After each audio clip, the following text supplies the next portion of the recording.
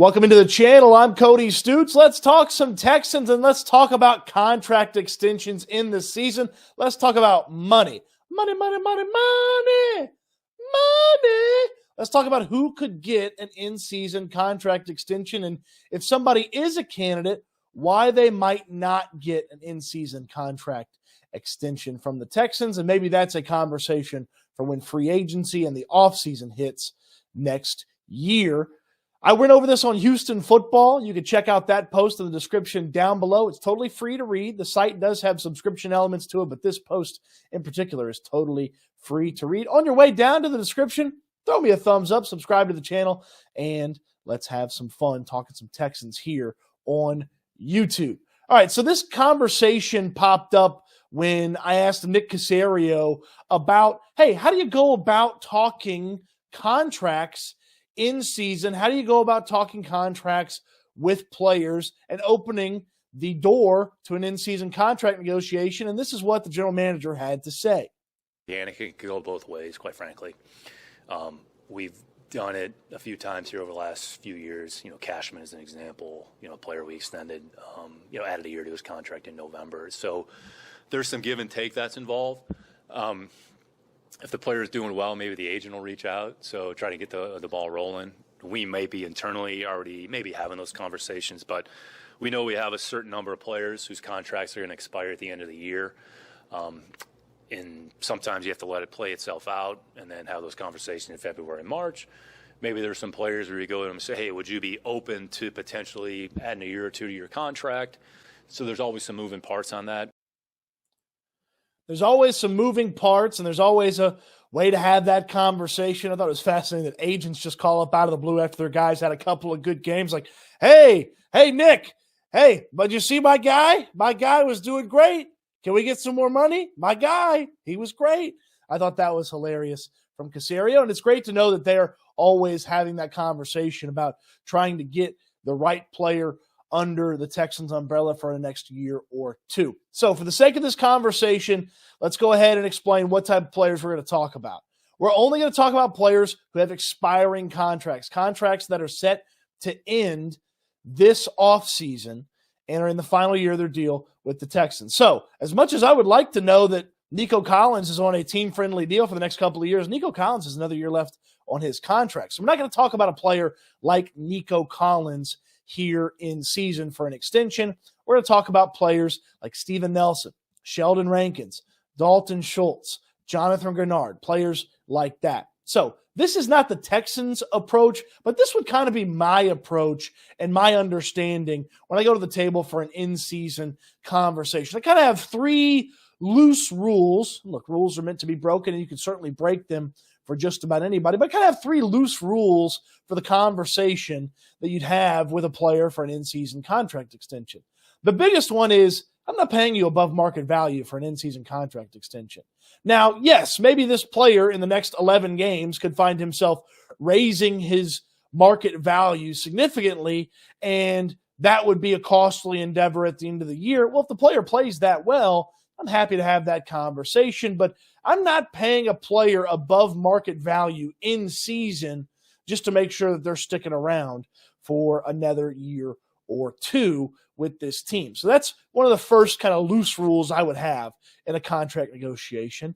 The second one would be, I need to probably not have a clear-cut option to replace their reps and to replace their opportunity on this team. I can't have some highly drafted player sitting and waiting yet another year that I feel pretty good about because I want to keep this guy around for another year. If I have another veteran that can play that spot and play it well, I probably may have a conversation about letting that player hit free agency in the offseason. But if there's a realistic option to fill in for that player, say next year, it's a lot harder to have an in-season contract extension with that player. It's tough when it's only 6 games in the books and 11 still to go, and to sort of foresee which players will have legitimate backups, but you can project a pretty good amount on this Texans team. So that's one of the things that would be keeping me from signing somebody else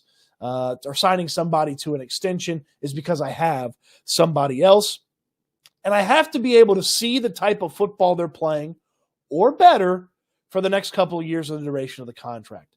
I don't want to sign a player because, hey, they're awesome now and they're going to be good for the next couple of years, and then they're going to be okay and still above average. No. I need to be able to see the player on this team for the next couple of years playing at the exact same level or better than what they're bringing to the table now. I think that's one of the most important elements of an in-season contract extension, and it's a great example, and Nick Caserio brought it up in that clip that we played. Blake Cashman is probably the best example of, hey, the Texans saw him playing at the exact same level that he was at and maybe getting better, and now he's one of the best players on the defense through 6 weeks for this team, and he's coming off of a defensive player of the week for the AFC. So that's one of those elements in the rules. So I'm not paying above market value, okay?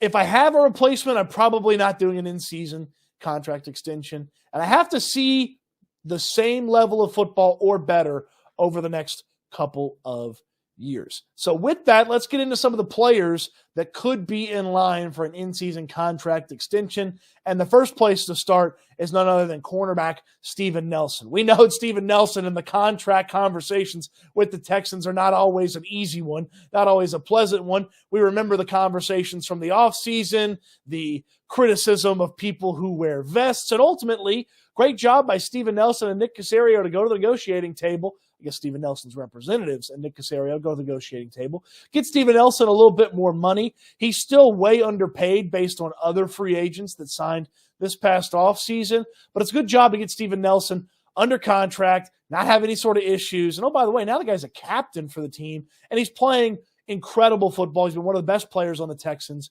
to this point.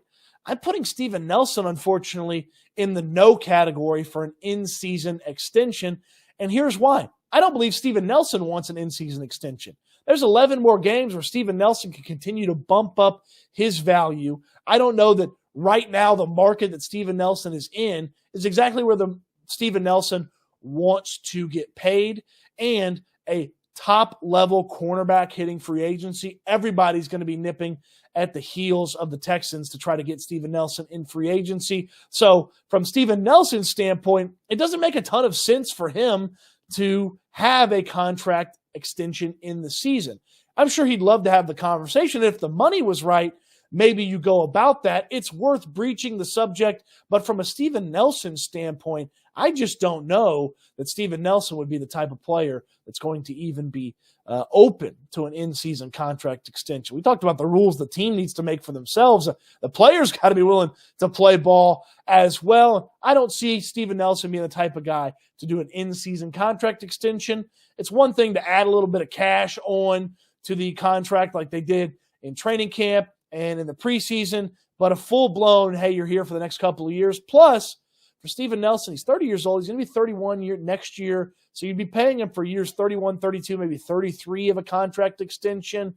And that's a dangerous place to be for cornerbacks, even though Nelson is playing really good football right now. I'm going to firmly put him in the no category for right now.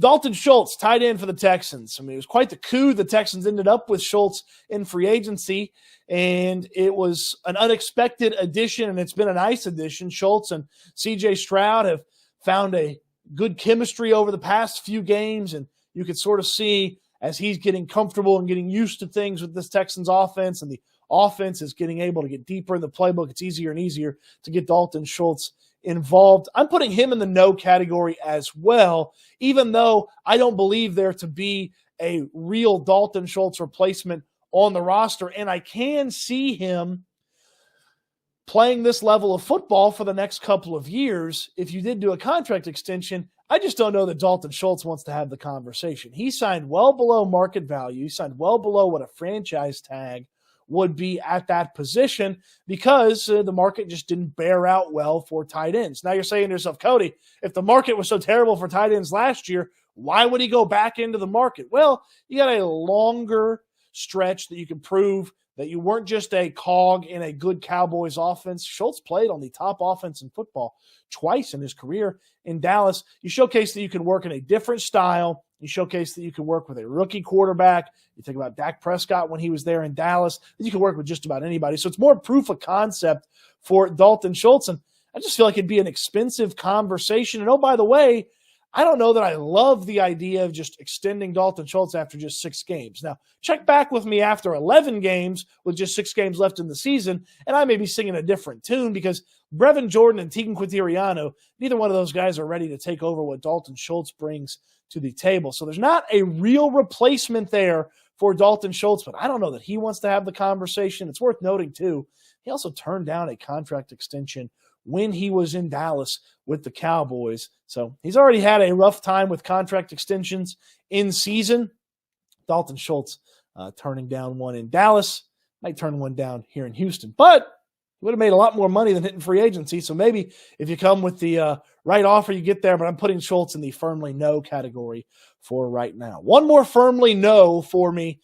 Jonathan Grenard, the defensive end for the Houston Texans. Grenard is the sack leader for this team. He's got over a third of the sacks for the Houston Texans. He's got the most tackles for a loss for the team right now. And defensive ends are tough to project and prognosticate exactly what they're going to get. I think about a player like Obo Okoronkwo, who was on the Texans last year and then went into free agency and got a much bigger deal than I expected in free agency. With Grenard, defensive ends usually get a lot of interest in free agency, usually find themselves getting paid. So I don't want to pay above market value. That breaks rule number 1. Dylan Horton's a 4th-round pick who's played well at times for this team. He's not a full-time starter by any means. He's not a guy that you can just immediately thrust into the role that Jonathan Grenard has. But you have an option that could grow into a replacement for Jonathan Grenard. And can I see this level of Grenard's play keeping up over the next couple of years? Yes, I can. But do I want to pay premium for that, or do I want to go pay premium for somebody else in free agency if I want to add someone opposite Will Anderson? I'm not saying don't bring Grenard back. Just in season, it might be tough to get Jonathan Grenard under a contract extension. So that's the firmly no category. Let me jump into some maybes for this team. Maybe Sheldon Rankins.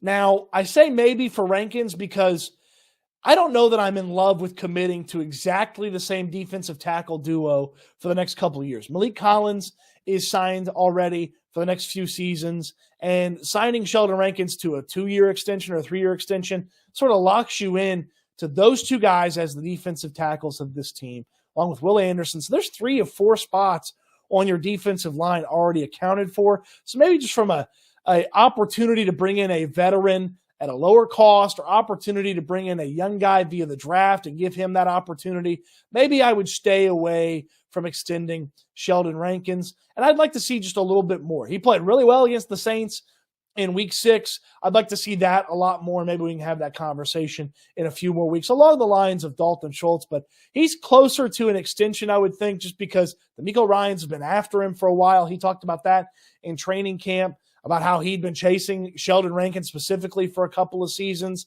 So maybe just the affinity for Rankins, the success that he's had. And there's not a young guy that's ready to take Rankins' role. I know Kurt Hinish is on this team, but he's not ready to take over Rankins' role. He's not to the same level that Rankins is. So maybe category for Sheldon Rankins for an in-season contract extension. Those defensive tackles, though, they can get pricey and they can get expensive pretty quick, and there'd be a lot of money dumped into that defensive line. If it starts playing really well and becomes one of the absolute craziest defensive lines we've seen in recent memory, we know the 49ers will pay defensive linemen. So I would think that DeMeco Ryans would have Nick Caserio pay defensive linemen to keep them around. You think about the big money that's invested on the 49ers defensive line. Eric Armstead's got a huge contract. They brought over Javon Hargrave in free agency this past year. Obviously, Baby Bosa, Nick Bosa's out there with one of the best contracts in all of football. So they'll pay in San Francisco. I would think that DeMeco Ryans would want Nick Caserio to pay to keep his defensive line if they rise to a certain level. So we'll go maybe category for Sheldon Rankins. I'm also going to go maybe category for Shaq Griffin. Derek Stingley's going to be back eventually, we hope, you think. Okay, Derek Stingley's going to eventually be back. Then it's going to be him and Steven Nelson with Shaq Griffin helping out from that standpoint. If the money's right, I'd have that conversation with Griffin just to have him as that third cornerback for this team, because you got to imagine Derek Stingley, and if you could bring back Steven Nelson in the offseason, well, there's your top two corners, and then Shaq Griffin is a really solid and steady number 3 for this team. But maybe Shaq Griffin plays well enough filling in for Derek Stingley. He wants to go start somewhere, so there might be a better opportunity for him in free agency as he took that 1-year deal here in Houston to rebuild his value. So you have to think about that from that standpoint. From Shaq Griffin going to the Texans, or the Texans going to Shaq Griffin with an in-season contract extension.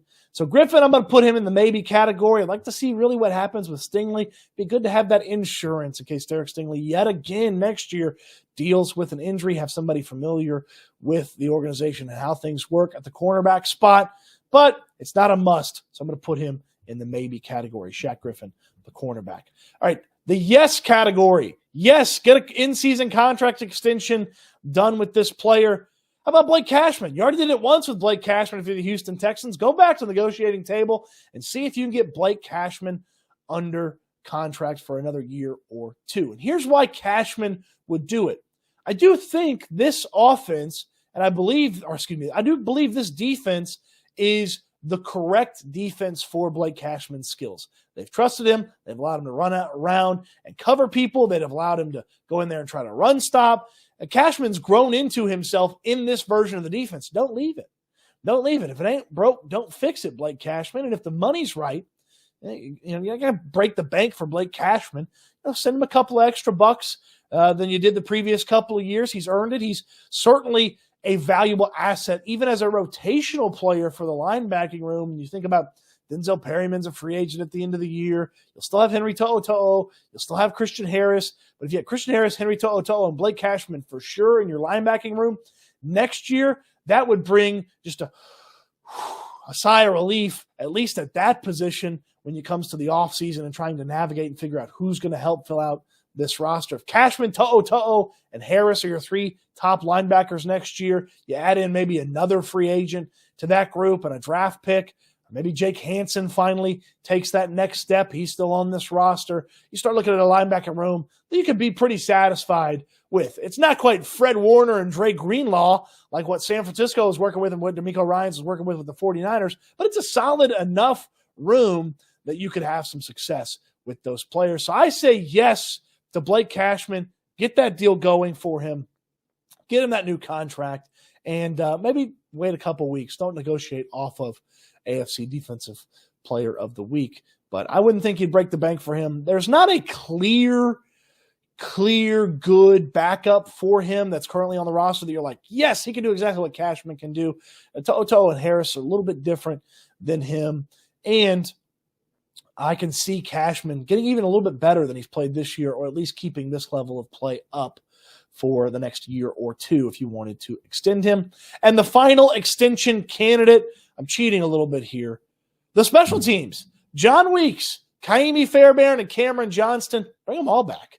And the special teams unit is good. It's not great. It's not the best special teams unit in all of football, but I look around football and I see teams with kickers who are constantly missing field goals, missing extra points. We suffered through the first few weeks of watching really bad punting for this Texans team. I never knew that I would appreciate good punting until I saw Cam Johnston punt way better than Ty Zentner, who's punted the first 4 weeks. And Johnston immediately was a weapon. He's been fantastic since he got here as a free agent. Nick Caserio brought him in. Extend Cameron Johnston. Kaimi Fairbairn had a pretty lucrative kicking deal thanks to Bill O'Brien and Jack Easterby. So that was kind of here when Nick Caserio was already in the conversation. But you look around, the 49ers move on from their veteran kicker. They're having trouble with the kid that they drafted. The Patriots moved on from a veteran kicker. The Titans have been trying to find a good kicker for years, and they've cycled through like it feels like 5 kickers a season the past couple of years. When you got one, don't let him leave. And then John Weeks, I mean, the consummate professional, Mr. Consistency. They've had a couple of different young long snappers in here None of them have risen to the occasion to take John Weeks' job. So bring the special teams back. So a yes to Blake Cashman and a yes to all three of the key special teams players, and that is Kaimi Fairbairn, the kicker, Cameron Johnston, the punter, and long snapper John Weeks. Bring those guys back. What'd you think about my in-season contract extensions? Did I miss somebody? Is there a player that you would want to extend in season whose contract ends at the end of this season that I didn't cover? Let me know in the comment section down below. The comment section always live. Love talking to you in the comment section. If I don't catch you here on the videos or on the lives, the comment section is a great way to interact with you. On your way down to the comment section, check out the article covering this at Houston Football. www.houfootball.com is where you can find all of my writing on the Houston Texans. And on your way down in the description, hit that thumbs up button. Subscribe to the channel if you haven't already. Appreciate you watching the video. And I can't wait until we talk Texans and talk money again soon.